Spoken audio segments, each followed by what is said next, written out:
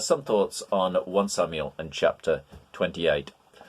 1 Samuel 28 is a big chapter, a complex chapter. It is a frightening chapter in many ways, and even a mysterious chapter. The chapter focuses on the first two kings of Israel, Saul and David. Saul is the king who is after man's own heart. He is the king who is physically impressive. He is the man who is head and shoulders above his contemporaries. Here is a strong man, but this man has no connection with God. He has no fellowship with God. And we see him descending into the mire here with his spiritual engagements with a spiritist medium necromancer. The second king is David. He is the spiritually strong man. He is the man after God's own heart, but he is in a mess because he has lost fellowship with his God. He is without connection with God at this time, for he has not sought the Lord, and he's descended into the mess of being linked with the Philistines. And so in the first two verses we have a hangover from chapter 27, and Achish, the king of the Philistines, is going to fight Israel, and David is with the Philistines, and he is set to fight his own people. Wow, how could this happen? And we're just warned that if we do not continue in fellowship with the Lord, we can descend to all kinds of places.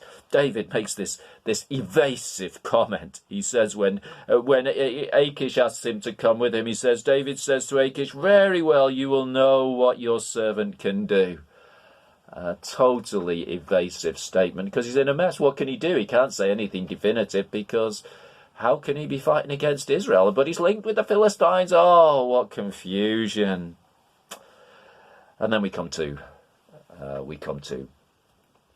Saul. Samuel has died, and Saul's got rid of mediums out of the land. Good thing to do. Part of the interesting thing about Saul, he does some good things, does some bad things, but the fundamental issue, he's not got any fellowship with God.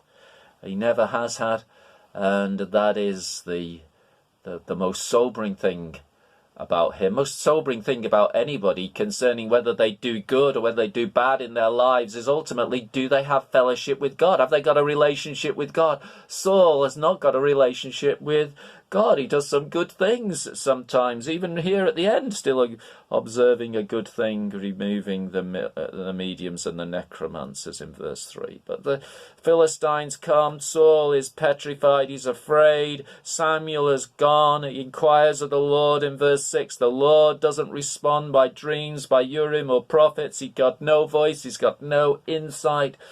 And then he says, let's go to a medium. Oh, what is this?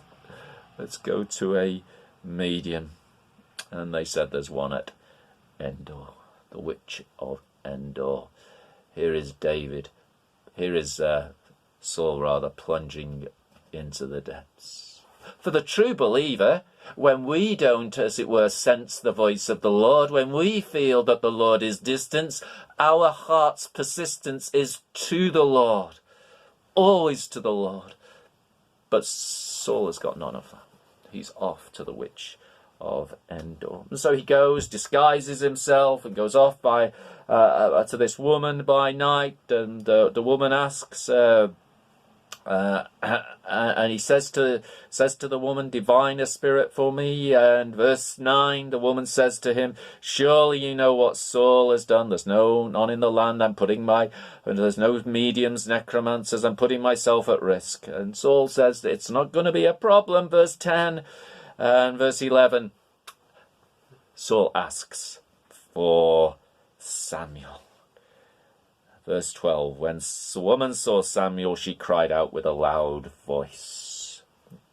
And she discerns that, why have you deceived me? You are Saul. So here is Saul deceiving. And Samuel is brought up. So the question is, was it really Samuel, or was it an imitation of Samuel? I suggest it really was Samuel. This woman, always used to imitations, Satan's devices, but she's shocked here. This was something different. And she's aware that this really is Samuel. And so, verse 11, the king says, why have you deceived me?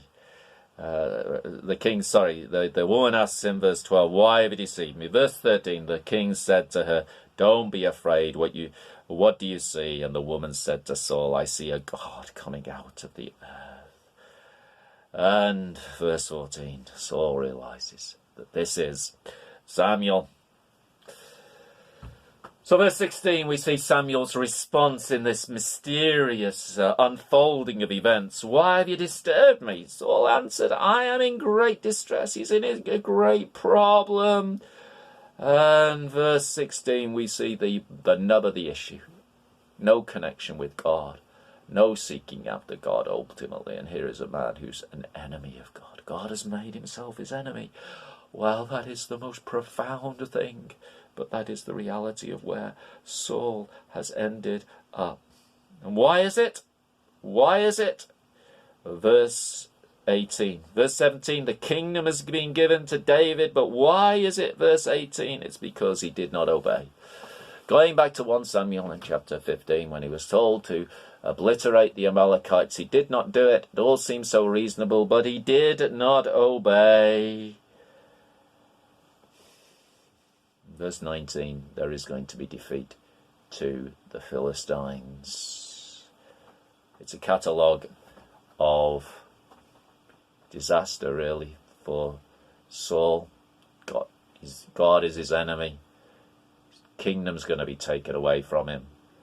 And the Philistines are going to take over the army of Israel tomorrow. Then we see this interesting passage in verses 23 to 25. What is the connection here? I think it has to do with obedience. The fundamental problem for Saul was a lack of obedience. And here we see the issue of obedience. Saul wouldn't obey God, but he ended up obeying a necromancer lady. Let's see what happens.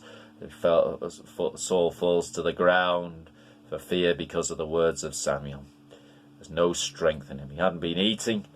The woman comes to Saul and he saw he was terrified. In verse 21 here, she says, she said to him, behold, your servant has obeyed you. I have taken my life in my hand and have listened to what you have said to me. This functioning in the realm of the necromancy revolves around obedience. She has obeyed him. Now she calls him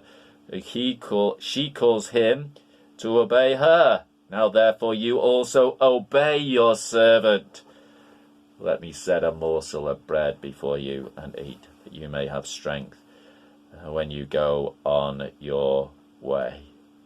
And everything starts then, in verse 23, he says, he refused, I will not eat, but his servants prevailed upon him, and he ended up eating.